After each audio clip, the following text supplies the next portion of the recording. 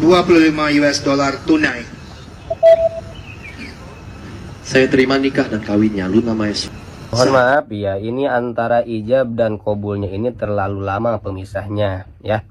Harusnya ketika ijab itu langsung kabul, jadi jangan ada pemisah. Jadi jangan nunggu dulu mik, itu harusnya langsung nyambut terhadap ijabnya tersebut. Kalau ada pemisah yang lama antara ijab dan kabul, maka nanti akadnya itu tidak sah. Kalau tidak sah berarti pernikahannya pun tidak sah. Maksimal pemisah antara ijab dan kabul itu sekedar menelan lidah atau dia itu mengambil napas, itu maksimalnya ya. Jadi jangan terlalu lama antara pemisah ijab dan kabul, sebagaimana di sini dijelaskan di dalam kitab Majmu' Syarah Muhadzab, idza takhalala baina ijabi wal qabuli zamanun tawilun lam yasihha. Ketika ada pemisah yang lama antara ijab dan kabul, maka tidak sah pernikahannya tersebut. Wa in takhalala bainahuma zamanun yasirun yajri majidul bal'i'iki wa qat'un nafsi. Andaikan ada pemisah antara ijab dan kabul, tapi pemisahnya ini cuma sebentar, seperti hanya menelan ludah, atau dia itu mengambil napas, atau berhenti bernapas, itu kan sebentar, menelan ludah nih. Itu gak nyampe 1 detik. Ketika mengambil napas, itu gak nyampe 1 detik. Sedangkan di dalam video tersebut, itu ketika saya lihat durasinya, itu nyampe 3 detik. Berarti melebihi batas maksimal pemisah antara ijab dan kabul. Kalau melihat dalam ilmu syariat, berarti itu tidak sah akadnya. Kalau tidak sah akadnya, berarti tidak sah juga pernikahannya. Ini agak lucu di satu sisi, tapi agak miris di sisi yang lain. Ada 2 hal yang penting untuk dikemukakan di sini yang menyangkut Kang Ustadz atau Gus atau santri tadi itu yang pede sekali mengatakan akadnya Luna Maya tidak sah karena ada jeda 4 detik. Lalu dibela oleh orang Kementerian Agama dan pembelaannya juga agak-agak ya. Inilah pentingnya kita itu kalau baca kitab itu memang tidak boleh serampangan langsung main hantam kromo, rusak urusannya. Jadi alurnya begini, nanti saya bedah kitabnya. Alurnya dulu kita sepakati dulu alurnya. Jadi orang santri ini menemukan ibarah dalam kitab Syarhul Muhadzab ya. Orang itu tidak menyebut karya Imam Nawawi, tapi Syarhul Muhadzab, bahwasanya tidak boleh ada pemisah antara ijab dan kabul dengan pemisahan yang panjang. Yang boleh itu pendek, ukurannya maksimal seperti bernafas atau menelan ludah. Lalu ditanggapi oleh orang Kemenak, memang dalam kitabnya Imam Nawawi, Syarhul Muhadzab itu dijelaskan ya tidak boleh dipisah panjang. Kalau dipisah hanya sebatas menghela nafas atau menelan ludah, itu boleh. Tetapi ini masalah perbedaan saja katanya, nggak berarti harus langsung satu tarikan nafas. Ya, kira-kira kan begitu tanggapannya. Ini jadi aneh Pak. Walaupun perbedaan, tapi kalau begini Anda berbeda dengan Imam Nawawi, lah jadi lucu. Kita kalau disiplin berfikih, kalau menyebut nama Imam Nawawi, itu hierarkinya itu topnya. Maka jangan sampai menisbatkan suatu hukum atau suatu ibarah kepada Imam Nawawi kalau bukan dari Imam Nawawi. Sekarang Anda cari ibarah yang dibaca oleh santri ini, itu tidak pernah diucapkan oleh Imam Nawawi. Itu ada dalam kitab Al-Bayan, sama-sama sarahnya Al-Muhadzab tapi Al-Bayan, karya Imam Al-Imrani. Jauh levelnya di bawah Imam Nawawi. Bukan setaranya Imam Nawawi ya, bukan level ya, bukan muharrir lah bahasanya. Kemudian kalaupun ada dalam kitab Majmu' Syarhul Muhadzab, itu di bab nikah Imam Nawawi menulis. Itulah pentingnya kenal kitab kalau kita mau sampaikan isinya. Imam Nawawi menulis kitab Syarhul Muhadzab itu hanya 9 jilid, hanya sampai pada bab riba. Dilanjutkan kemudian oleh Imam As-Subki sampai bab buyu di bagian ar-raddu bil aibi. Kalau kita jual beli karena ada aib, kita kembalikan. Itu saja. Sisanya wabil khusus bab nikah itu sudah bukan tulisan Imam Nawawi, bukan tulisan Imam As-Subki. Jadi kalau Anda mengutip tentang pernikahan dalam kitab Majmu' Syarhul Muhadzab lalu dinisbatkan ini dalam kitabnya Imam Nawawi, itu merusak tatanan. Orang kalau kenal kitab Syarhul Muhadzab, pernah baca, nanti di situ dijelaskan kok. Ini adalah akhir tulisan Imam Nawawi. Dari sini dimulai tulisan Imam As-Subki. Baru Imam As-Subki berakhir di sini. Ada ya. Ada. Nanti saya sajikan versi lengkapnya mungkin ya. Jadi sekarang narasinya dulu. Jadi ucapan yang dibaca oleh santri itu bukan ucapan Imam Nawawi.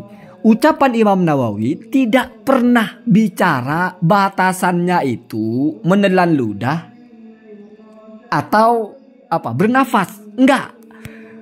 Maka kalau kita baca dalam kitab-kitab fikih Syafi'i, Ar-Romli misalnya, Imam Ibnu Hajar Al-Haythami misalnya, batasannya itu adalah ikut dobitnya Imam Kufal. Wadobatohu al-Kufal, batasannya adalah panjang dan pendek sesuai oraf. 4 detik itu kira-kira kebiasaannya disebut panjang apa pendek? Ya pendek pak. Panjang itu 5 menit. Kan begitu. Atau 2 menit lah. Agak lama. Kalau 4 detik itu nggak disebut panjang secara urfi. Maka tidak muncul narasi menelan ludah. Dan narasi bernafas itu tidak muncul dalam kitab-kitab Syafi'iyah seperti Tuhfah, tidak muncul. Seperti Mughni tidak muncul. Bahkan Imam Nawawi dalam kitabnya Rawdatul Thalibin itu juga tidak menyebut batasan itu. Jadi nggak dikenal batasan itu. Itu adalah ucapan dari Al-Imrani. Kemudian itu juga dicantumkan oleh penulis penyempurna kitab Majmu' itu. Dimasukkan ibarah itu ke dalam kitab Majmu'. Tapi sudah bukan tulisan Imam Nawawi. Sehingga bagaimana cara memahami? Oke, misalnya kita anggap berbeda. Yang satu mengatakan panjang pendeknya sesuai uruf. Yang satu mengatakan pendek itu maksudnya adalah hanya majra bukan majri ya. Yajri majra bal'i Ar-riki wa qat'in nafsi. Yaitu selama menelan ludah atau menghela nafas. Oke, itu kita anggap 2 hal bertentangan. Pertanyaannya siapa yang bertentangan di sini? Kalau itu dinisbatkan kepada Imam Nawawi, wah jadi gawat pak. Tidak gampang membantah pendapatnya Imam Nawawi. Tapi ternyata bukan. Bukan pendapatnya Imam Nawawi itu. Itu pendapatnya Imam Al-Imrani. Tidak sama dengan Al-Kufal. Lalu ditarjih pak. Itu bermadhab namanya. Oleh Ar-Romli, oleh Ibnu Hajar. Memakai yang punya Al-Kufal. Yaitu sebatas atau standar uruf. Ini juga ada dalam kitab I'anatul Thalibin. Gitu pak. Jadi nggak bisa kita baca kitab tidak sah itu. Ini. Mana talbis lagi dalam kitab Syarhul Muhadzab sebentar. Syarhul Muhadzab yang bagian mana dan yang siapa yang nulis? Ada Syarhul Muhadzab itu penulisnya orang kontemporer pak, Al-Muhti'i namanya.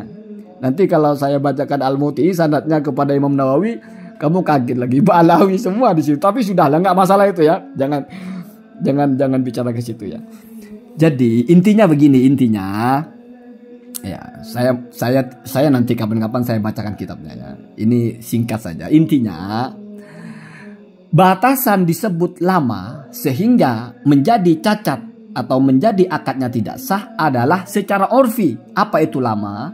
Dan kalau batasannya itu pendek atau sebentar maka tidak apa-apa. Sesebentar apa? Sesebentar sesuai dengan urf.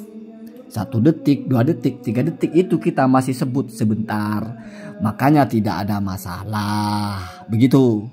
Sementara ibarah dalam kitab fikih batasan menelan ludah atau bernafas itu anggap saja marjuh kepada pembatasan dari Al-Kufal. Siapa yang memarjuhkan itu?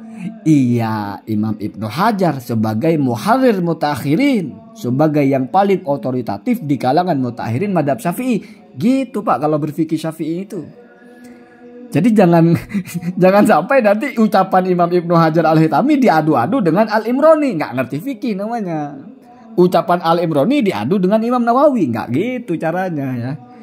Jadi Imam Nawawi itu sudah memfilter apa yang representatif sebagai madhab Syafi'i.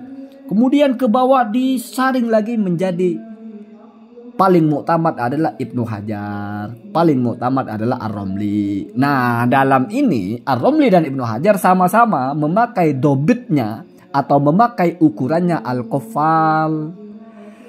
Begitu ya, jadi nggak ada masalah hukum sebetulnya, ya sah-sah saja. Cuman yang saya agak-agak itu ada orang asal baca ibarah, ya jadi di situ dibaca tidak boleh ada takhallul ya, bukan hak ya, kho takhallul. Kalau tahallul itu kan menghalal, kalau takhallul itu pakai kho itu menyelakan, menyela ya.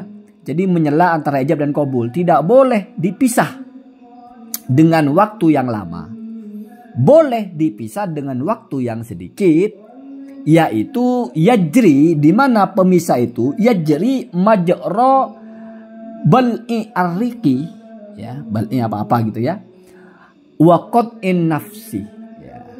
Jadi itu ya, ibarah itu tidak bisa diterapkan. Kenapa? Karena bertabrakan dengan narasi dalam kitab Tuhfah, narasi dalam kitab Nihayah, bahkan narasi juga dalam kitab I'anatul Thalibin, di mana batasannya bukan tidak boleh lebih dari seukuran bernafas, bukan, tapi sesuai dengan oraf. Kenapa? Karena kalau kita baca dalam kitab Nihayah, dalam kitab Tuhfah, itu batasannya adalah yang dipakai oleh Imam Kufal itu. Jadi bukan batasan dari Imam Al-Imrani, pengarang kitab Al-Bayan. Sementara dalam kitab Al-Muhadzab ada dua versi.